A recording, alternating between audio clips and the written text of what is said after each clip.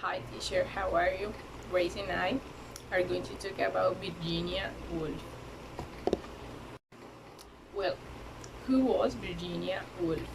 Virginia Woolf was an excellent writer and novelist. She was born January 25 in London in 1982. The English novelist, critic, and essayist Virginia counts as one of the England's most distinguished writers of the middle part of the 20th century. Her novels can perhaps best be described as impressionistic, a literary style which often to inspire impression rather than recreating reality. She was a pioneer in reflecting on the condition of women, female identity, women relationship with art and literature. With only eight writing novels and no more than 30 books, she continues to be the most important or the most influential writer in literature. She was also the person who most defend women through her texts. Her narrative technique of featuring monologues and her poetic style stand out as the most important contribution to the modern novel. The publication of her letters, essays, and diaries after her death mean a very valuable legacy both for writers and for readers looking for words that go beyond the conventional. Virginia Woolf was an English writer. She is widely considered one of the most important modernist and feministic writers of all time. She was successful at her own time with her writing, but also because of her work in education reform. She and her husband Leonard, they run a publishing house called Hogarth, but basically she gained her popularity and also her status as an icon in the 1970s during the third wave of feminism in the world. Beyond the feminism for which she is well known, Woolf's lyrical writings are characterized by and celebrate for her love of experimentation. How was Virginia dead? Well, Virginia suffered through her life. She suffered from a mental illness today known as a bipolar disorder. She committed suicide in 1941. In one of those deep depression, Virginia went to a river near her house and put a stone on her pockets, and she decided to end her life by drowning. She said goodbye to her dear husband through a mobile letter where not only her sadness, deep pain, and suffering was perceived, but also the gratitude and the great love she felt towards him. Really recommend to read Virginia Woolf's stories and writings because she was really incredible and it will blow your mind. Virginia Woolf dared to write about the intellectual, political, social, and sexual injustices to women at a time when even talking about it was a crazy idea. One of the main characteristics of her writings was to give a special presence to emotions and also to social interpretations. Um, we could say that one of the contributions that Virginia Woolf gave to the work, to the and also to the modern novel, was the use of the interior monologue and also of the flow of consciousness. I found really interesting to read about Virginia Woolf's life and all that she did. Um, she explored the future of women in society and also in education. At the same time, the difficulties that women writers faced because of men had all the legal and economic power of that time. She and her husband they both rejected Victorian ideals. Um, they were highly progressive in their attitudes. Also, it was really awesome that they both supported homosexual rights. They both supported women in arts, pacifism, and free love.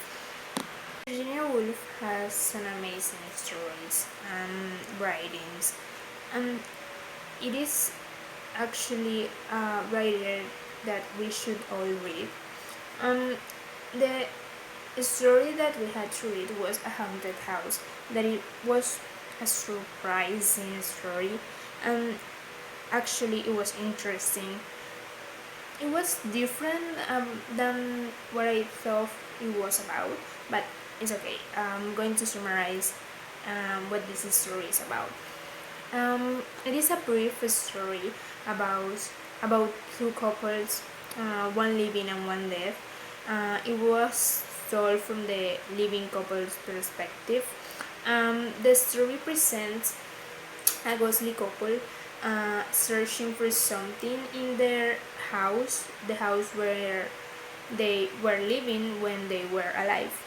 Um, this ghostly couple are looking for something in this house while the living couple are living there. So this living couple, they actually cannot see them, but they can hear them, and they know that this ghostly couple are looking for something, but they don't know what they are looking for. So here in this story, Wolf explore like the theme of struggle, but also it is a love story.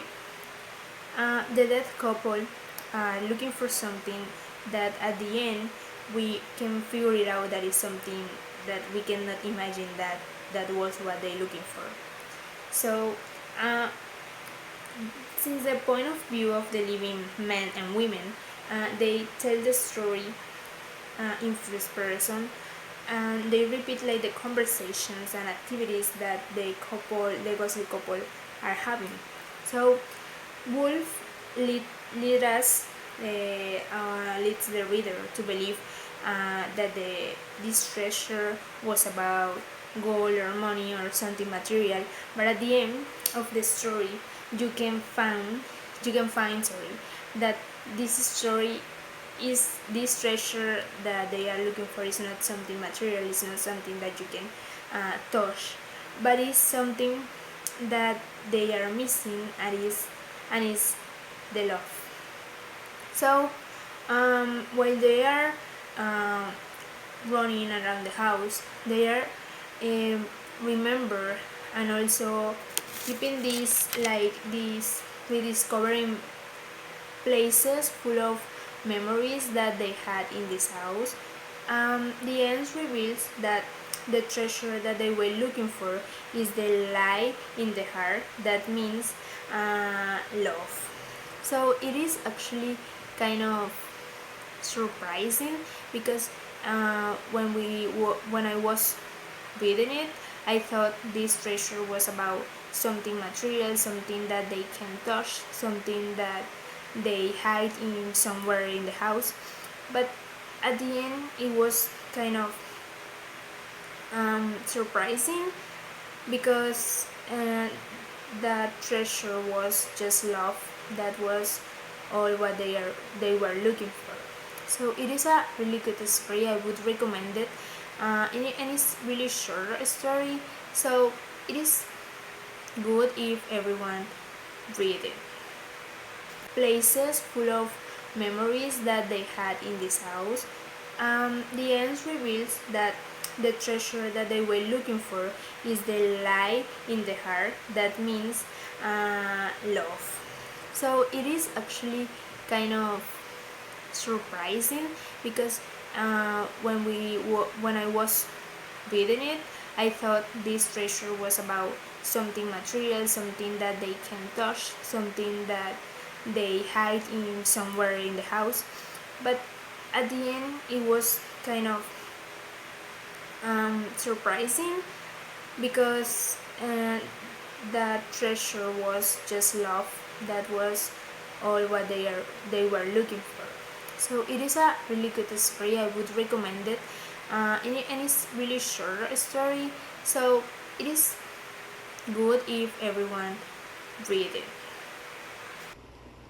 To conclude, it is important to say that Virginia was an excellent in literature because her works are characterized by breaking the traditional narrative line.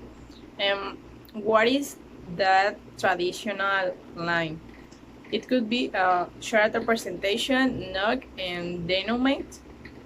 And she focused on the inner life of her characters, who she shows through interior monologues and everyday events. Thank you so much.